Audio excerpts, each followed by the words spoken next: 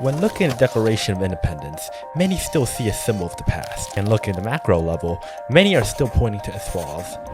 It's too irrelevant. It's been used by hate groups, but most people are transfixed towards its contradictions. How it was used by slaveholders, and how it gave rights to men. The Declaration of Independence was meant for one moment, 1776, a rebellion against empire. Yet, from that moment forward, people across generations have rewritten it, reshaped it, and reclaimed it. And by the main subjects of this documentary, Asian Americans. Chinese Americans fear a rising tide of xenophobia is spreading across the United States. It's become a universal script that people keep rewriting to demand dignity, from the UN to the Civil Rights Movement.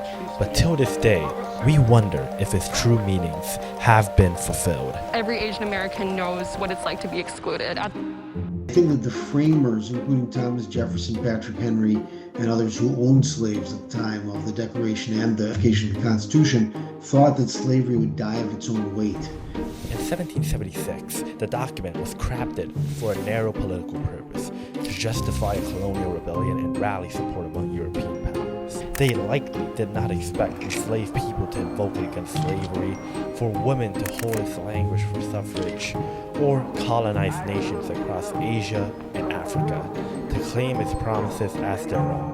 However, history turned it into a message for every moment. Freedom ring, and when this happens,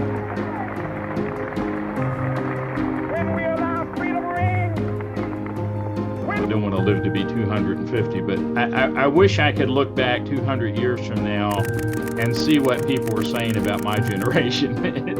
It might not be as flattering as I would hope, Maybe we have our own hypocrisies and inconsistencies. It proclaimed liberty while upholding slavery, equality while excluding women and other non-white populations. These seemingly hypocritical lines have excluded many, so they decided to rewrite it, rallied upon its calling, seeing its central promises of life, liberty, and the pursuit of happiness. I think that's why other countries have picked up on it. And the sad thing is that sometimes during the Jefferson administration, they were really sort of negative against Haiti. Well, the Haitians were putting into practice what Jefferson had said men should do. But on the other side of the struggle, another community was fighting to make those promises real: Asian Americans. One of the things that was very striking to me, in sort of watching the public, kind of react to this spike in violence was like, kind of surprised that Asian people in the U.S., can be targeted for racial violence, right? And kind of wondering, like, has this ever happened before? Like, is this new? Was an indication of, just kind of the broader public ignorance about Asian American history. In the 21st century, Asian Americans have seen a troubling resurgence of hate. Mass shootings, street assaults, and public harassment remind us that the threat hasn't disappeared. It's evolved.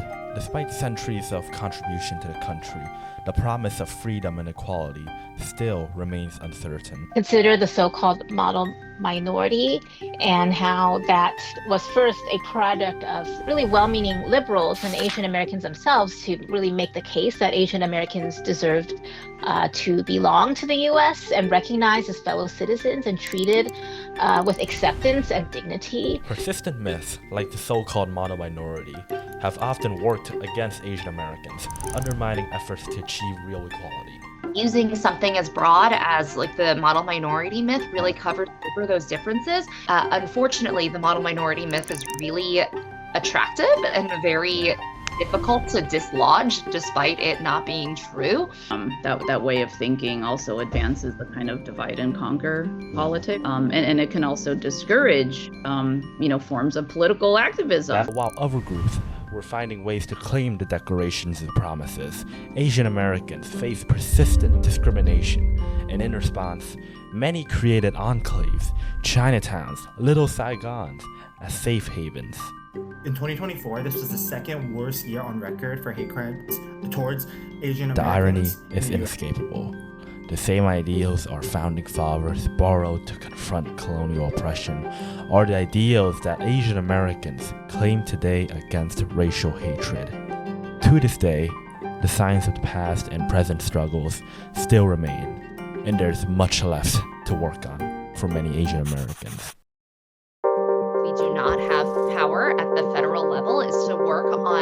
push our states and our localities to do more to protect immigrants. One other thing that we're doing in terms of policy is we are participating in litigation against the government to oppose things like land ban laws that target Chinese nationals. The streets of many cultural enclaves, though much more calm and lively for tourism and work, still hold out many remnants of its past struggles.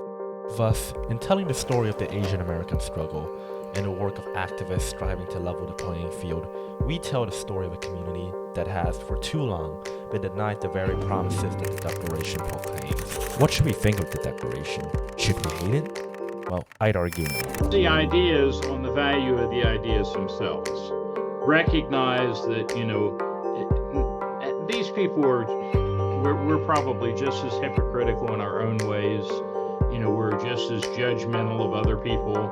Maybe we're judgmental of Trumpites, or if you're a Trumpite, you're judgmental of other people in a similar fashion. But, deal with each of the premises or each of the postulates on their own terms. And, the insight that people are created equal, that they have equality of rights. I think they're enduring principles, and I think they're exportable in turn, as you say. I think that's why other countries have picked up on it.